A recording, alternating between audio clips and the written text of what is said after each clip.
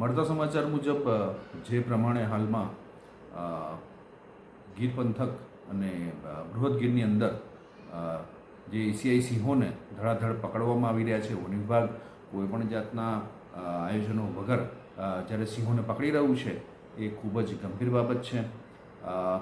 કેટલીક દુઃખદ ઘટનાઓ બની છે.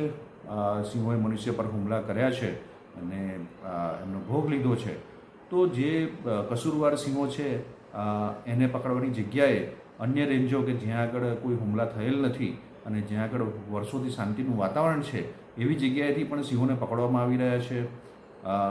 કોઈપણ જાતનું વાઇલ્ડલાઇફ એક્ટ નું પાલન થતું નથી અને અત્યાર સુધી માહિતી મળતા 30 જેટલા સિંહોને અલગ અલગ વિસ્તારમાંથી પાંજરે પૂરવામાં આવ્યા છે.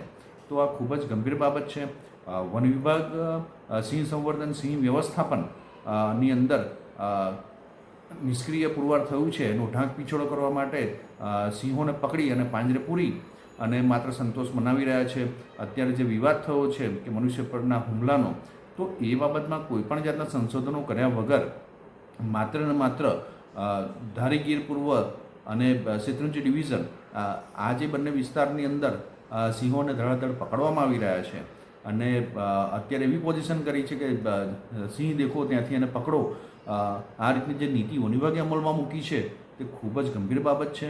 આ સિંહોને પકડી અને તમે ક્યાં આગળ રાખશો? અને આ સિંહોને જ્યારે તમે પકડી અને જંગલમાં છોડવાની વાત કરો છો તો જંગલની અંદર જે રહેલા સિંહો છે એની સાથે ઇન્ફાઇટ થશે અને આ સિંહો બંને સિંહો વચ્ચે સંઘર્ષ થશે, ઘર્ષણ થશે, તો એનો જવાબદાર કોણ થશે?